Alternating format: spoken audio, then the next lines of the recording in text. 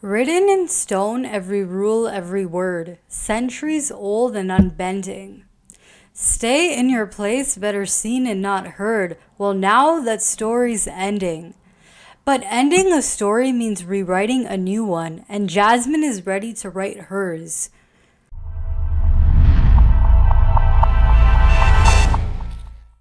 For too long, Jasmine's story has been shaped by the rules of others.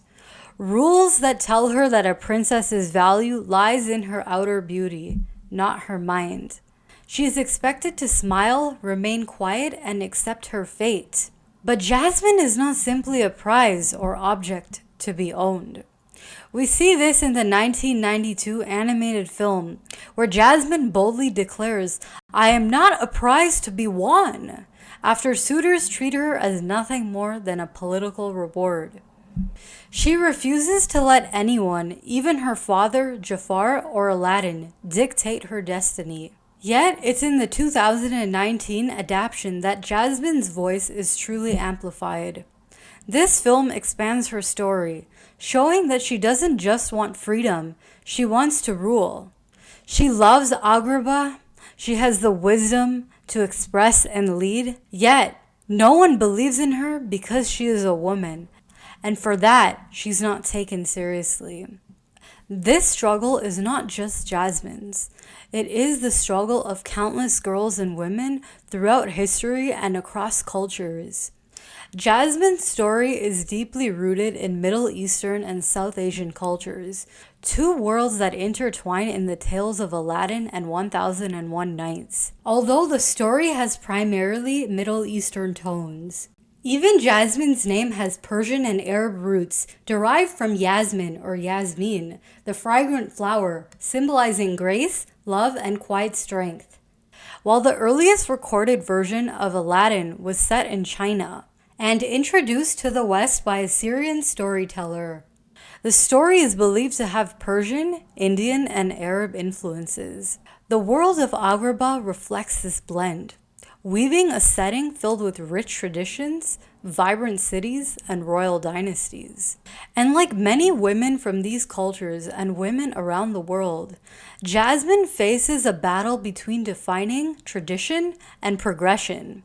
She is the voice for the countless women who have been told their outer beauty is their only worth and their femininity reduced to superficiality. For those who are told to stay silent, even when they have wisdom to share. Her story resonates across generations because it speaks to something deeper. The right to be more than an ornament that is lusted and desired. The right to be seen as a person, not a possession. But when she dares to speak, when she dares to lead, the world around her is quick to push back. Jasmine, like other Disney princesses such as Belle and Cinderella, is underestimated because of her beauty and femininity. The people around her assume that because she is a beautiful woman, she's passive, naive, and incapable. Even her own father, the Sultan, loves her deeply, but fails to see her potential. He believes that only a husband can rule in her place, that a woman herself is not fit to be sultan. And then there's Jafar.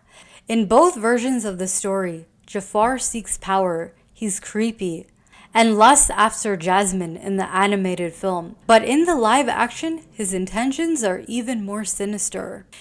Like Jasmine, Jafar has experienced oppression, but instead of using his power to uplift her, he chooses to exploit her. He doesn't just want the throne, he wants to force Jasmine into marriage, reducing her to a queen in name only, a woman he can control and abuse. Jafar sees Jasmine's outer beauty, but not her intellect. He underestimates her. But Jasmine, she knows who she is. And even when others fail to recognize her power, there are symbols around her that do. Her tiger Rajah is not just her protector. He is a reflection of Jasmine's spirit. Loyal, fierce, and unwilling to be tamed, Rajah symbolizes her inner strength, the part of her that refuses to be confined by palace walls or societal expectations. Rajah's symbolism runs even deeper when we consider his name and cultural significance. In Hindi and Urdu, Rajah means king, which aligns with Jasmine's own struggle to claim her rightful place as Sultan of Agrabah.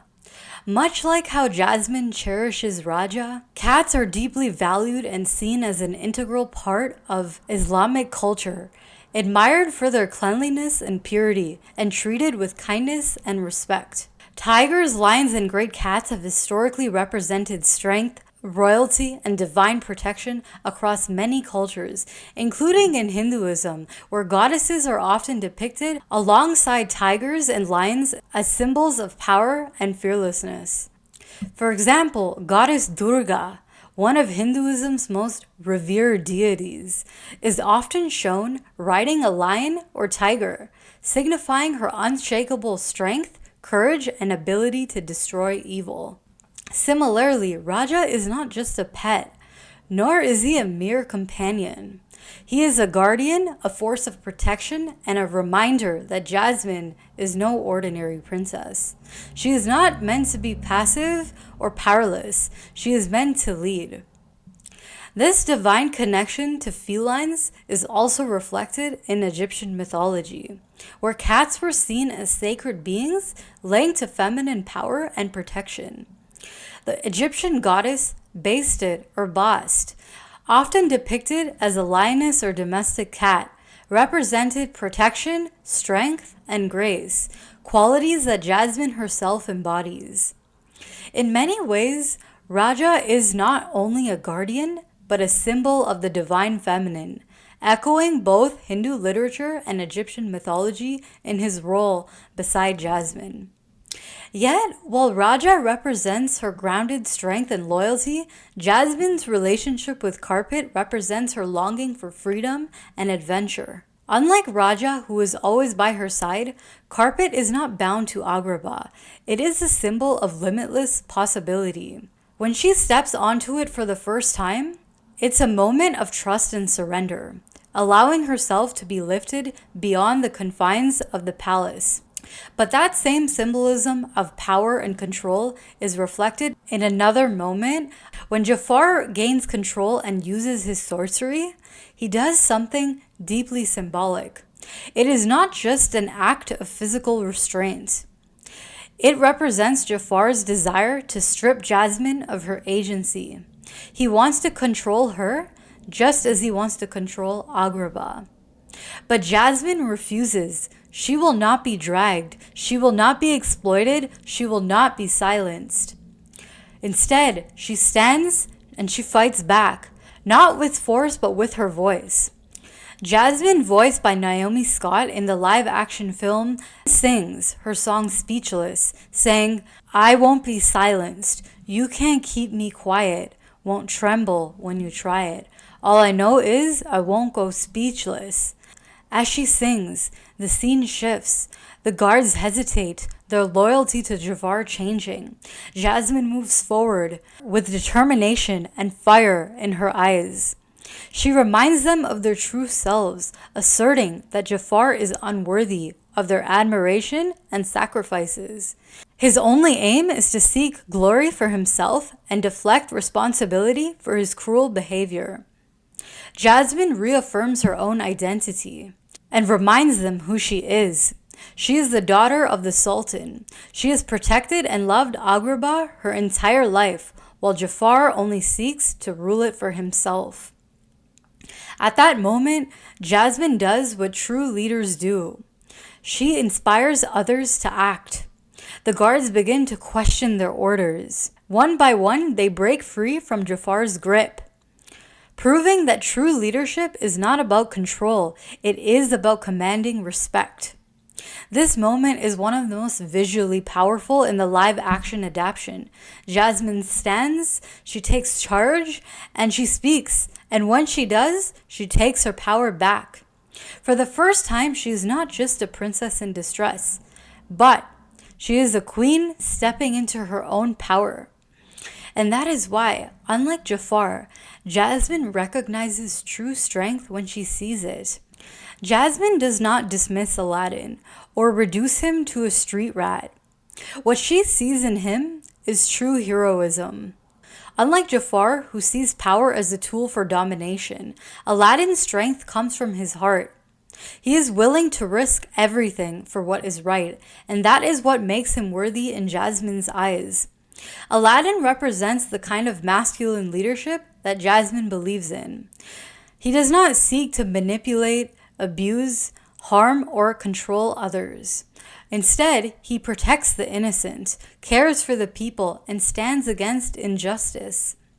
Despite having a similarly difficult upbringing to Jafar, Aladdin maintains a strong moral compass and uses his experiences as motivation to do better. This is what separates him from Jafar, who desires power to control and oppress, while Aladdin desires to protect, provide for, and uplift others. Aladdin is the only one who can enter the Cave of Wonders and understands Jasmine's heart. He's the one whose worth lies far within, the diamond in the rough. But what makes their relationship so meaningful is that Aladdin also sees Jasmine for who she truly is. Unlike others, he doesn't try to silence or control her. He views her as a wise person, as someone intelligent, strong, and capable. If Jafar underestimates Jasmine, Aladdin does the opposite. He believes in her. And just as Jasmine is inspired by Aladdin's courage and resilience, Aladdin is inspired by Jasmine's wisdom, her vision, and her strength. They don't just admire each other, they support each other to be better. That is why Jasmine chooses Aladdin. Not because he is a prince, but because he is someone who fights for what is right, has strong morals, and develops true purpose, resonating with her. Jasmine does not fall for titles, ownership, and the illusion of power. She sees who a person truly is. She values integrity and dignity, and that is the heart of her character. She values the good in people, but she will not allow herself to be fooled by those who abuse power.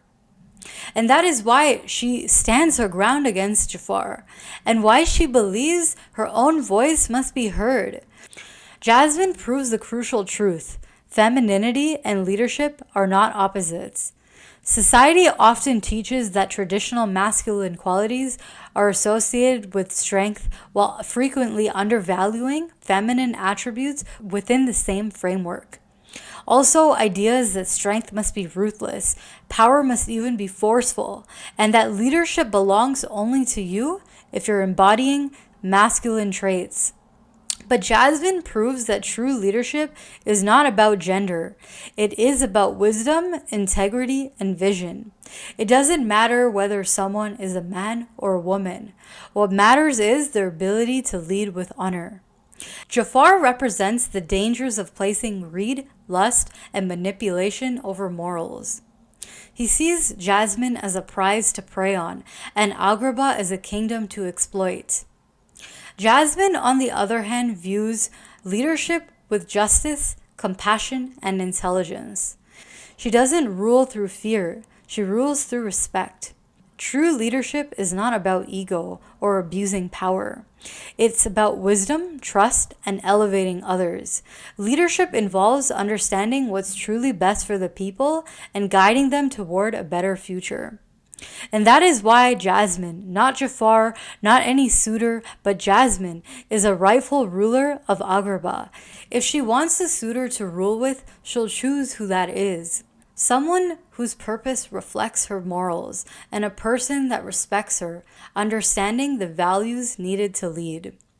Her story reminds us all that true power is not found in what you take, but it is found in what you give. Jasmine's story is bigger than Agrabah. It is a story about women across the world.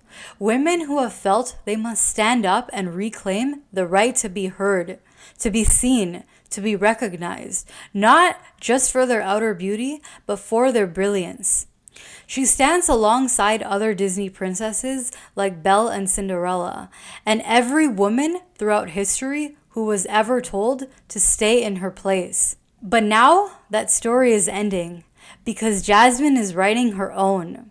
Jasmine is not a prize to be controlled. She is a leader, a visionary, and a ruler in her own right. She won't be silenced. She won't be caged. She won't only be seen. She'll be heard. And for the first time, she is writing her own story, every word.